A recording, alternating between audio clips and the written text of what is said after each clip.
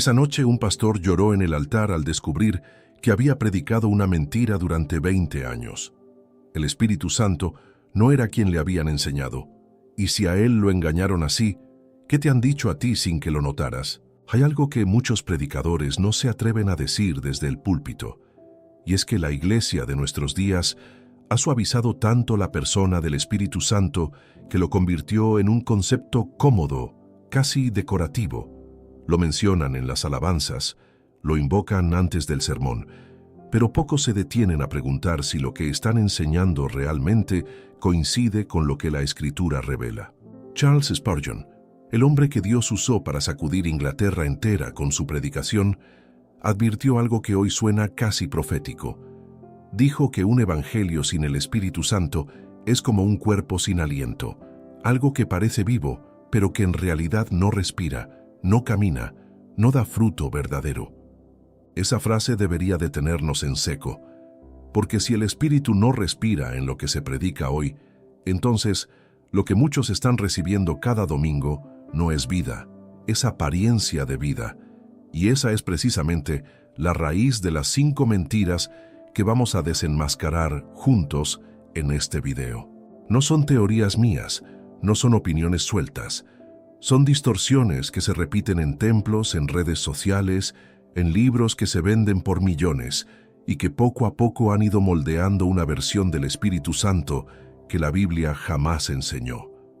5 engaños que suenan espirituales, pero que te alejan silenciosamente de la verdad. La primera mentira es quizás la más extendida de todas, y es esta. Te han dicho que el Espíritu Santo es solamente una fuerza, una energía espiritual que se activa cuando tienes suficiente fe. Lo presentan casi como electricidad divina, algo que puedes encender con la intensidad correcta de tus oraciones o apagar con tu falta de ánimo.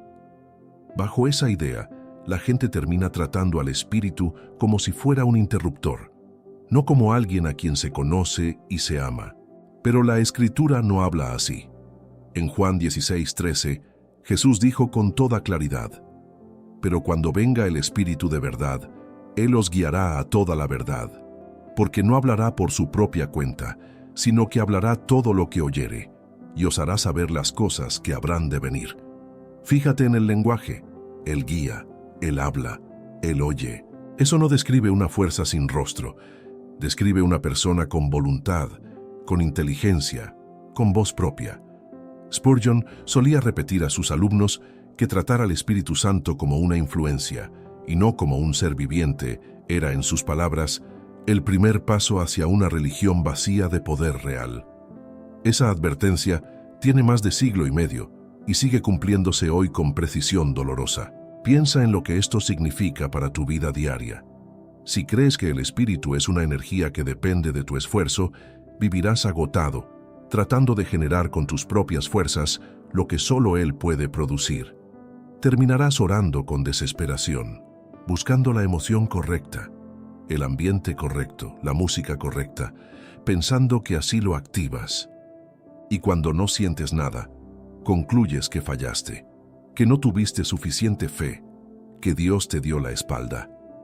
Esa mentira ha llenado de culpa a millones de creyentes sinceros que solo querían experimentar la presencia de Dios de manera genuina y terminaron cargando una vergüenza que jamás debieron sentir. La verdad es distinta y es liberadora. El Espíritu Santo no necesita que lo generes, porque Él ya habita en ti si has nacido de nuevo. Pablo lo dice sin rodeos en Romanos 8:11. El mismo Espíritu que levantó a Cristo de los muertos vive en ti. No es algo que consigues con intensidad emocional, es alguien que ya recibiste por gracia y que se relaciona contigo como una persona se relaciona con otra, con diálogo, con cercanía, con paciencia. Esa diferencia cambia completamente la forma de orar. En lugar de suplicar que baje una fuerza sobre ti, empiezas a hablar con alguien que ya está ahí, que te conoce, que te escucha sin necesidad de gritos ni fórmulas. Spurgeon predicaba esto con una imagen sencilla.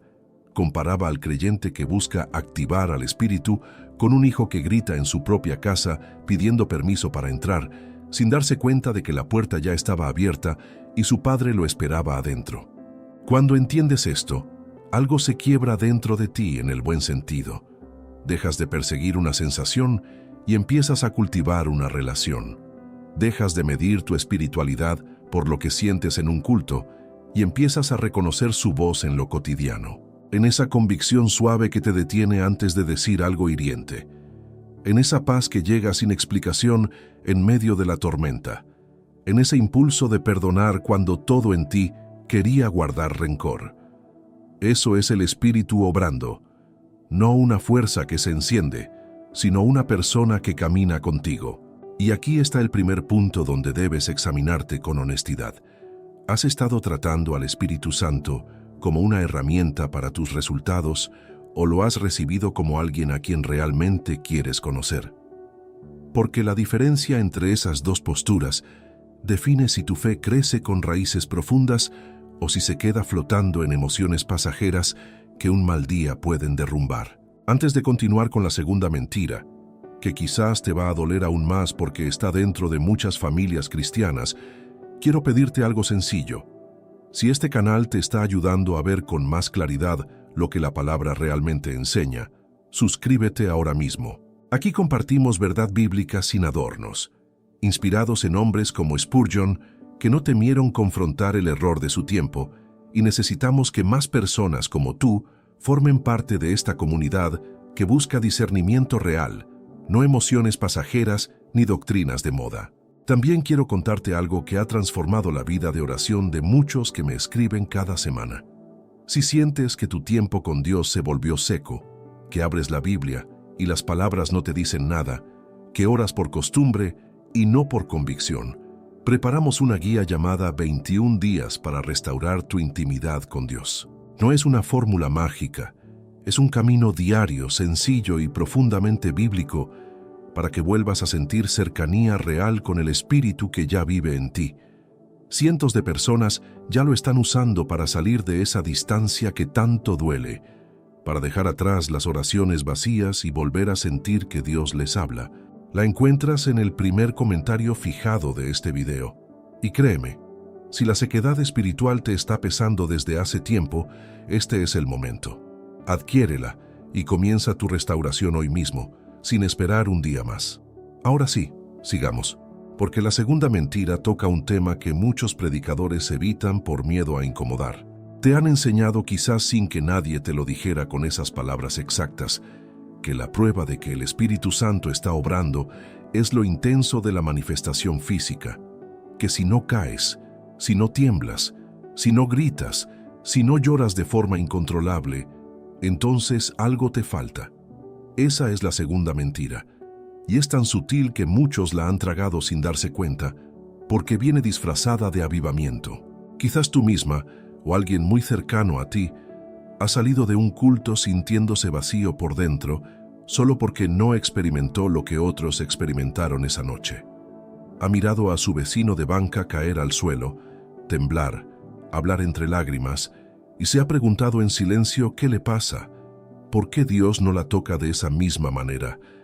Esa pregunta, tan honesta y tan dolorosa, nace directamente de esta mentira. En muchos templos hoy se mide la presencia de Dios por la temperatura emocional del servicio. Cuanto más ruido, más caídas, más desmayos, más se siente que el Espíritu está ahí. Y quien permanece de pie, tranquilo, con los ojos abiertos, orando en silencio, empieza a sentirse como si le faltara algo, como si su fe fuera tibia comparada con la de otros que se retuercen en el suelo. Pero la Biblia describe otra realidad, y es incómoda para quienes construyeron su ministerio sobre el espectáculo. En 1 Reyes 19, el profeta Elías esperaba a Dios en el monte, y llegó un viento huracanado, después un terremoto, después fuego. El texto dice con precisión que el Señor no estaba en el viento, no estaba en el terremoto, no estaba en el fuego. Después de todo eso, vino un silbo apacible y delicado, y ahí sí estaba Dios. Imagina la escena por un momento. Elías, agotado, temeroso, escondido en una cueva, esperando quizás un despliegue de poder tan grande que borrara sus dudas de un solo golpe. Y Dios, en lugar de eso, elige el susurro. Elige lo pequeño, lo íntimo, lo que solo se percibe cuando el corazón está en silencio y atento, no cuando busca ruido para sentirse acompañado. Ese pasaje debería sacudir a cualquiera que hoy iguala ruido con santidad, porque durante siglos la Iglesia ha buscado a Dios en lo espectacular, cuando muchas veces Él prefiere hablarle al corazón en el silencio, en esa voz suave que se escucha únicamente cuando dejamos de gritar. No estoy diciendo que Dios no pueda moverse con poder visible. Lo que digo es que reducir su presencia únicamente a lo dramático es empobrecer quién es Él. Pablo, escribiendo a los Corintios, tuvo que corregir a una iglesia que confundía emoción con espiritualidad. En 1 Corintios 14:33 dejó una frase que deberíamos memorizar todos: porque Dios no es Dios de confusión, sino de paz. Si un servicio termina en caos, en gritos sin entendimiento, en personas empujadas al suelo por otras personas y no por una convicción interior genuina, algo se ha desviado del diseño original. Y aquí está el problema real detrás de esta mentira. Cuando enseñas que el espíritu solo se prueba con manifestaciones extremas, terminas entrenando a la gente para fingir.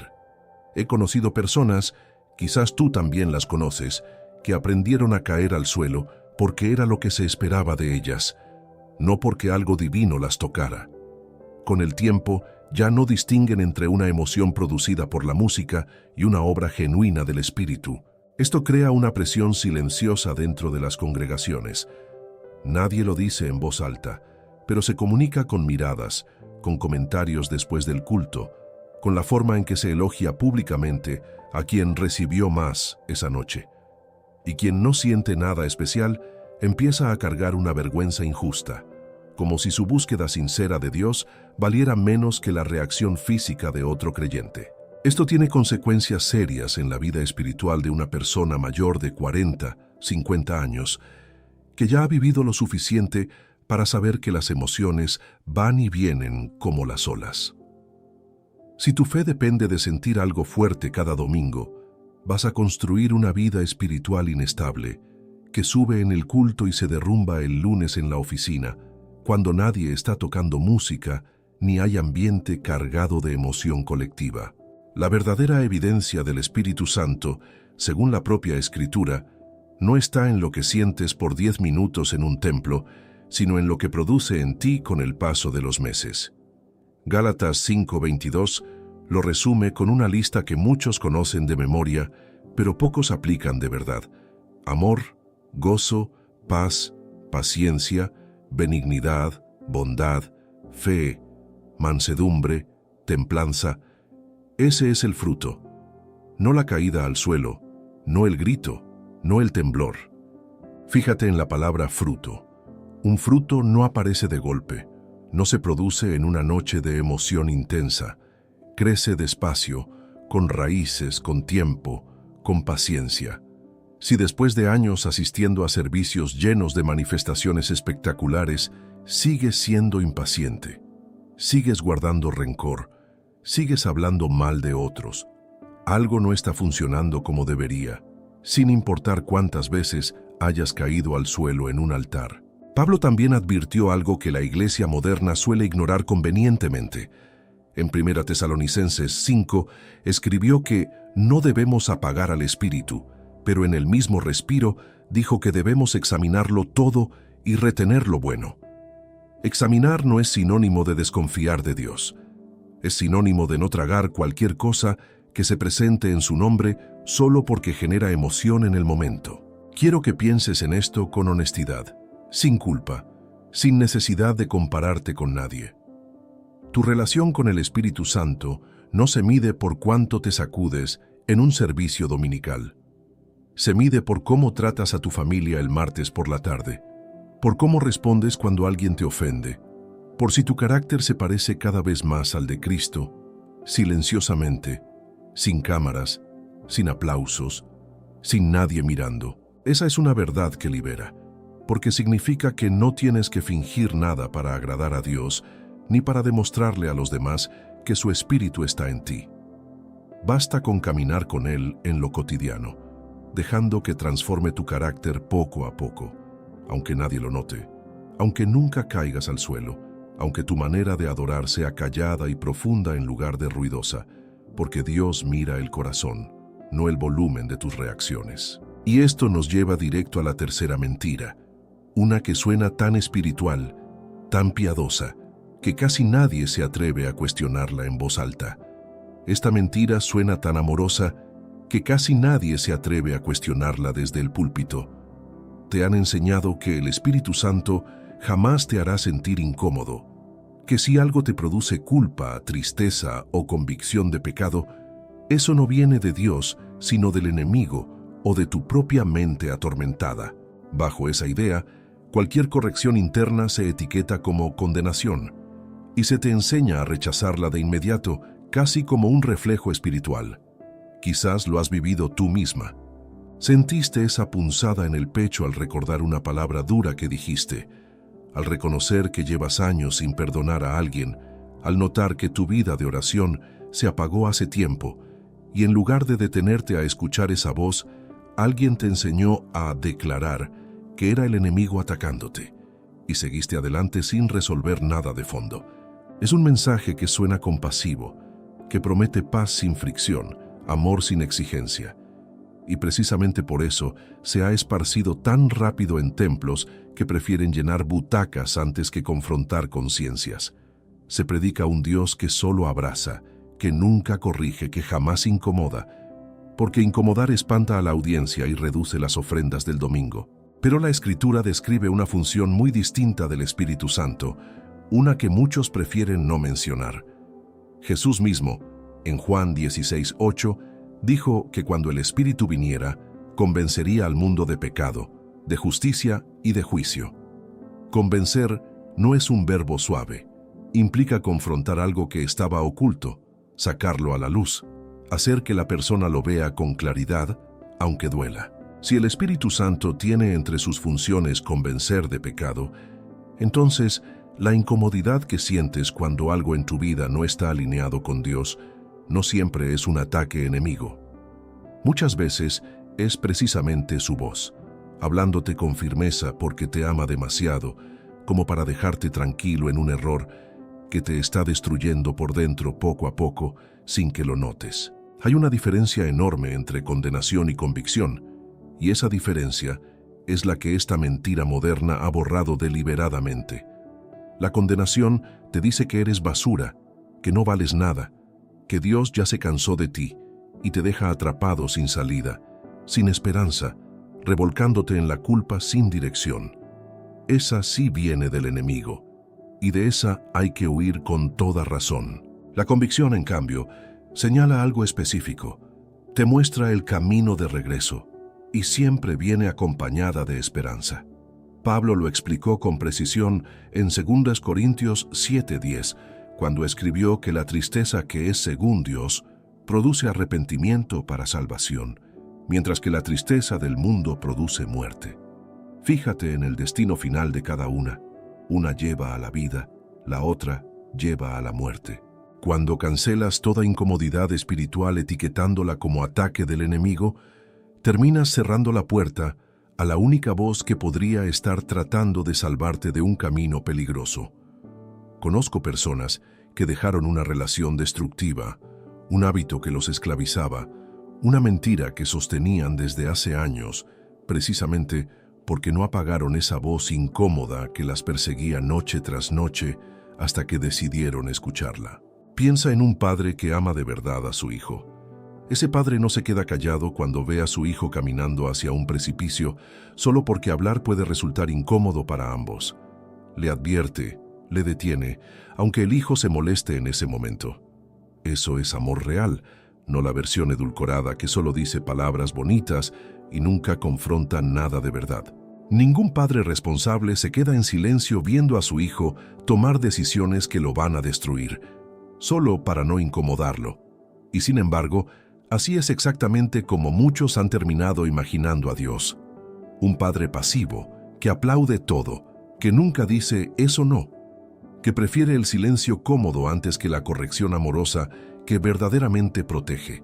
Dios actúa igual con nosotros. Hebreos 12:11 lo describe con honestidad brutal. Ninguna disciplina al momento de recibirla parece ser causa de gozo, sino de tristeza, pero después da fruto apacible de justicia a los que en ella han sido ejercitados. La palabra clave ahí es después. El fruto no llega inmediatamente, llega después de atravesar la incomodidad, no evitándola. Esta mentira también ha producido otro daño silencioso. Ha enseñado a la gente a huir de cualquier predicación que confronte el pecado, calificándola de negativa, anticuada o falta de amor. Y así, congregaciones enteras terminan escuchando únicamente mensajes de afirmación constante, sin jamás ser llamadas al arrepentimiento genuino, sin jamás examinar sus propias vidas con honestidad delante de Dios. El resultado es una fe cómoda pero débil, una espiritualidad que se siente bien, pero que no transforma nada real.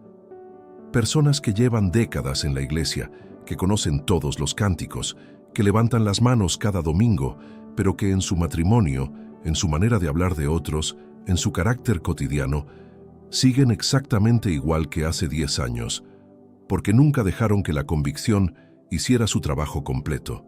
He hablado con hermanas y hermanos mayores, gente que ha caminado con Dios media vida, y muchos reconocen lo mismo. Los años más fértiles de su fe no fueron los más cómodos, sino aquellos en los que permitieron que el Espíritu les mostrara algo doloroso de su propio corazón, y tuvieron el valor de cambiarlo, en lugar de justificarlo con versículos sacados de contexto. No confundas paz con comodidad. La paz genuina del Espíritu puede llegar precisamente después de atravesar una convicción incómoda, después de reconocer un error, después de pedir perdón a alguien que heriste, después de dejar algo que sabías que estaba mal desde hace tiempo. Esa paz es sólida, profunda, y se mantiene incluso en medio de la dificultad, porque nace de estar en lo correcto delante de Dios, no de evitar cualquier tema que remueva la conciencia. La próxima vez que sientas esa voz incómoda, señalando algo específico en tu vida, antes de rechazarla automáticamente como si fuera un ataque, detente y pregúntate con sinceridad si tal vez es el mismo Espíritu que te ama lo suficiente como para no dejarte tranquilo en un lugar que te está haciendo daño. No temas esa voz, témele más al silencio que confirma que ya dejaste de escuchar del todo. Y esto conecta directamente con la cuarta mentira, tal vez la más peligrosa de todas, porque no se predica desde el escenario con micrófono en mano, sino que se enseña casa por casa, en grupos pequeños, casi en susurros, entre personas que confían plenamente unas en otras. La cuarta mentira no se predica con micrófono delante de miles de personas. Se susurra en reuniones pequeñas, en discipulados uno a uno, en conversaciones donde alguien con supuesta autoridad espiritual te dice: Dios me reveló algo para tu vida. Y a partir de esa frase, empiezan a decidir por ti con quién casarte, qué trabajo tomar, a quién dejar de hablar en tu familia, todo disfrazado de palabra del Espíritu Santo. Suena delicado, casi tierno, porque viene envuelto en preocupación aparente por tu bienestar espiritual. Nadie te grita, nadie te amenaza abiertamente, simplemente te miran a los ojos con una calma que confunde y te dicen que Dios les mostró algo sobre ti, algo que tú misma nunca sentiste en oración, y esperan que lo aceptes solo porque viene de alguien que tiene más discernimiento que tú. Esta mentira es especialmente peligrosa porque no ataca tu teología de frente, ataca tu capacidad de decidir. Te convence de que entregar tu discernimiento personal a un líder es un acto de humildad espiritual, cuando en realidad es el primer paso hacia el control. Y quien cuestiona esa palabra recibida por otro, rápidamente es etiquetado como rebelde, como alguien que se resiste al Espíritu, como alguien orgulloso que necesita más sumisión, más quebrantamiento, más disposición a callar y obedecer sin preguntar nada. He conocido personas que rompieron relaciones familiares sanas porque un líder les dijo que Dios se lo había mostrado. Conozco matrimonios que se formaron no por convicción propia ni por un proceso maduro de oración personal, sino porque alguien con influencia declaró desde el frente que el Espíritu había unido a dos personas que apenas se conocían. Años después, Muchas de esas decisiones terminaron en dolor profundo. Y lo más triste es que quienes vivieron esas consecuencias muchas veces cargan la culpa solas, pensando que ellas fallaron en obedecer a Dios, cuando en realidad nunca fue Dios quien habló primero. Fue una persona que usó su posición de confianza para tomar decisiones que jamás le correspondían tomar por otro ser humano hecho a imagen de Dios y con libre albedrío propio, con la capacidad de escuchar a Dios por sí mismo. La Biblia nunca enseña que debamos entregar nuestro discernimiento a otro ser humano de esa manera. Todo lo contrario. En Hechos 17:11 se describe a los creyentes de Berea como más nobles que los de Tesalónica, precisamente porque recibían la palabra con toda solicitud, pero escudriñaban las Escrituras cada día para verificar si lo que se les enseñaba era así. Ni siquiera al propio apóstol Pablo le creían sin comprobar primero con la palabra. Fíjate en el orden correcto. Primero la Escritura, después la evaluación personal, y solamente entonces la aceptación de cualquier enseñanza, sin importar quién la pronuncie. Cuando una persona te pide que aceptes una palabra profética sin permitirte examinarla, sin espacio para preguntas, sin tiempo para orar tú mismo al respecto, ya hay una señal de alarma que no deberías ignorar por respeto o por miedo a parecer desagradecido. Juan, en su primera carta, fue todavía más directo. En 1 Juan 4:1 escribió: Amados, no creáis a todo espíritu, sino probad los espíritus si son de Dios, porque muchos falsos profetas han salido por el mundo. No dice, confía ciegamente en cualquiera que hable en nombre del Espíritu. Dice, pruébenlo, examínenlo, no lo acepten automáticamente, solo porque suena espiritual o viene envuelto en lenguaje religioso convincente. Pablo también advirtió sobre este mismo peligro en Colosenses 2:18, cuando escribió que nadie debía privarnos de nuestro premio, complaciéndose voluntariamente en supuestas visiones, envanecido sin razón por su mente carnal. Es una advertencia clara contra personas que usan visiones y palabras reveladas para colocarse por encima de los demás, exigiendo sumisión que ningún ser humano tiene derecho a exigir de otro.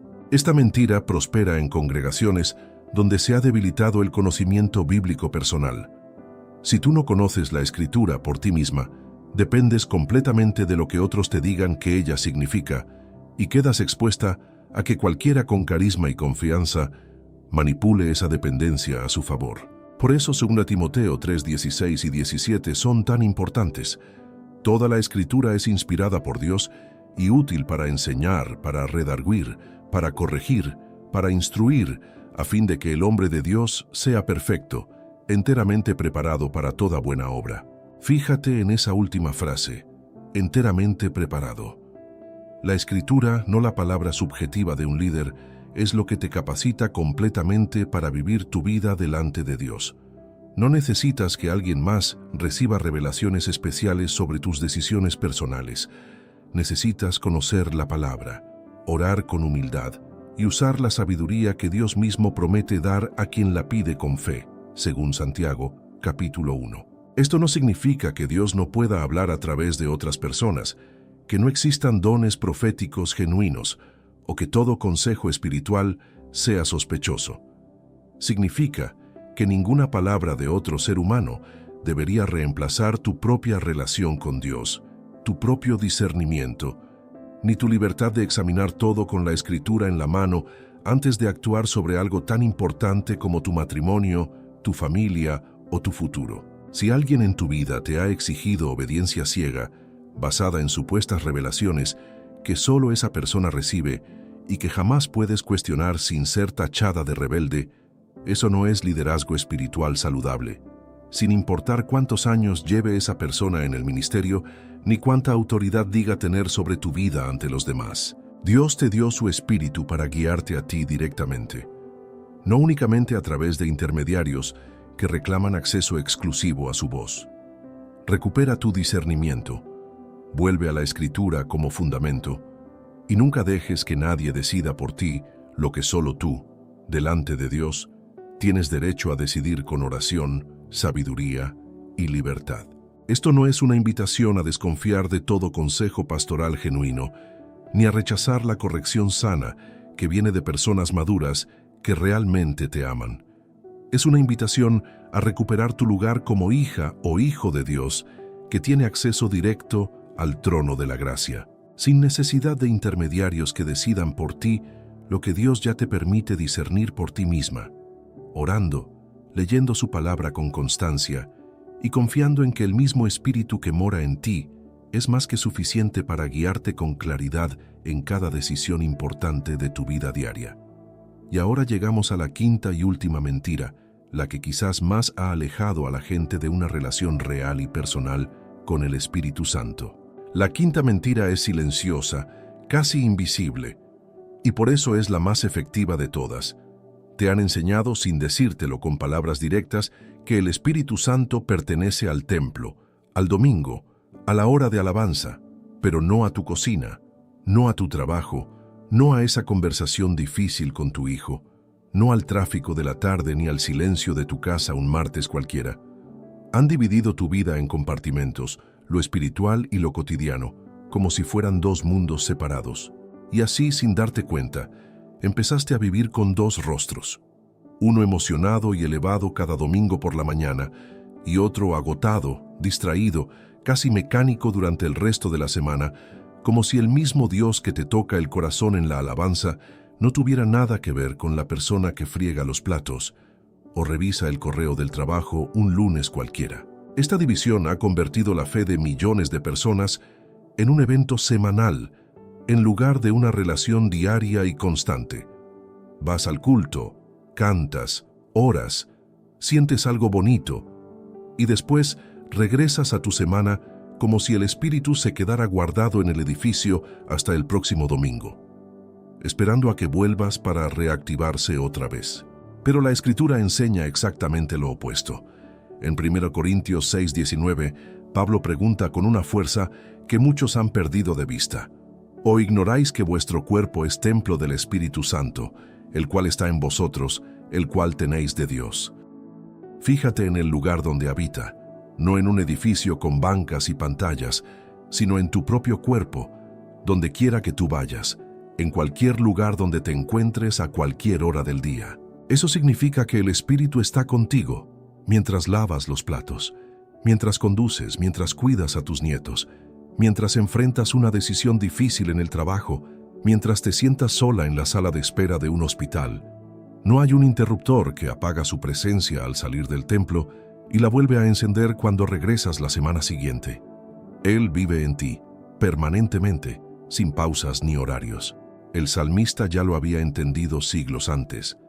En el Salmo 139, escribió una pregunta retórica llena de asombro: ¿A dónde me iré de tu espíritu?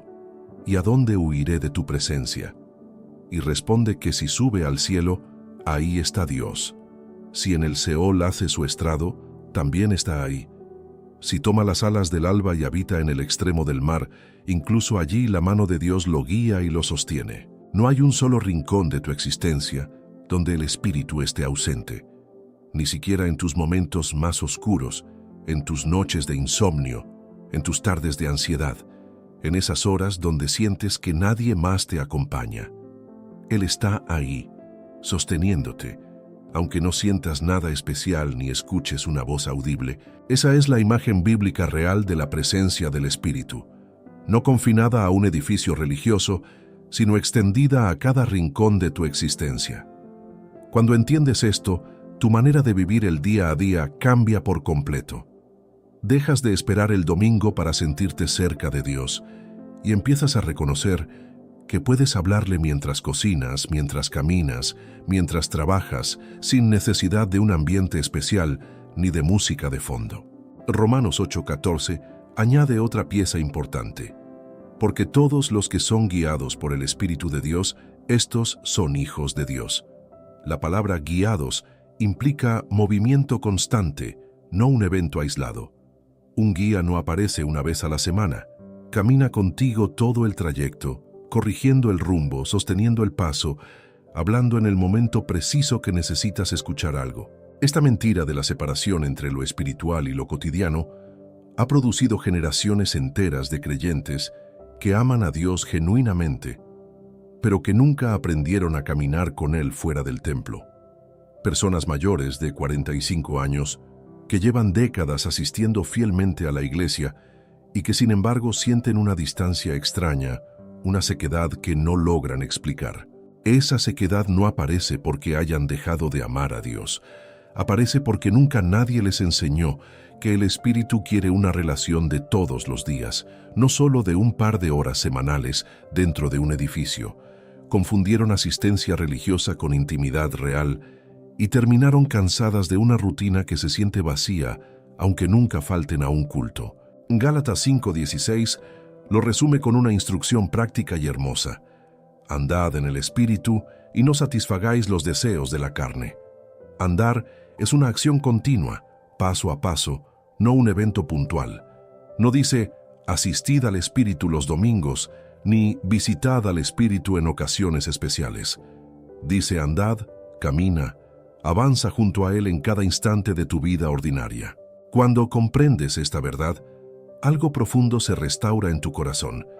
Dejas de vivir dividida entre una versión espiritual de ti misma que aparece los domingos y una versión ordinaria que ocupa el resto de la semana. Empiezas a integrar tu fe en cada conversación, en cada decisión pequeña, en cada momento de silencio antes de dormir, reconociendo que el mismo Espíritu que se manifestó en el templo antiguo ahora vive dentro de ti, sin importar el lugar donde te encuentres. Estas 5 mentiras, aunque parecen distintas entre sí, comparten una raíz común. Todas alejan al creyente de una relación cercana, personal y constante con el Espíritu Santo, reemplazándola por fórmulas vacías, emociones pasajeras, control humano, condenación disfrazada de piedad o una fe encerrada dentro de 4 paredes. Y ninguna de ellas representa lo que la Escritura realmente enseña sobre quién es Él y cómo desea relacionarse contigo cada día, en cada circunstancia de tu vida. La buena noticia, la que quiero que te lleves de este video, es que puedes empezar hoy mismo a corregir el rumbo. Puedes dejar de perseguir manifestaciones y empezar a cultivar carácter. Puedes dejar de temer la convicción y empezar a recibirla como amor. Puedes dejar de entregar tu discernimiento a otros y volver a la Escritura como tu fundamento. Puedes dejar de esperar el domingo y empezar a caminar con Él cada mañana, en lo pequeño, en lo ordinario, en lo real. No necesitas un escenario, ni luces, ni una multitud a tu alrededor para experimentar la presencia genuina del Espíritu Santo. Necesitas apenas un corazón dispuesto a escuchar, una Biblia abierta con regularidad y la disposición sincera de caminar con Él en medio de tu rutina más ordinaria, confiando en que ahí, precisamente ahí, es donde Él más quiere encontrarse contigo. Gracias por acompañarme hasta aquí de corazón. Si esta palabra removió algo en ti, si sientes que tu oración se secó o que la Biblia ya no te dice nada, no sigas cargando esa distancia sola. Adquiere hoy 21 días para restaurar tu intimidad con Dios en el primer comentario fijado y comienza a caminar de regreso a Él, paso a paso, sin prisa. Suscríbete al canal, deja tu amén en los comentarios y comparte este mensaje con alguien que también necesite discernimiento en estos tiempos de confusión. En el próximo video, seguimos profundizando en la palabra, con la misma honestidad de siempre. Dios te bendiga grandemente.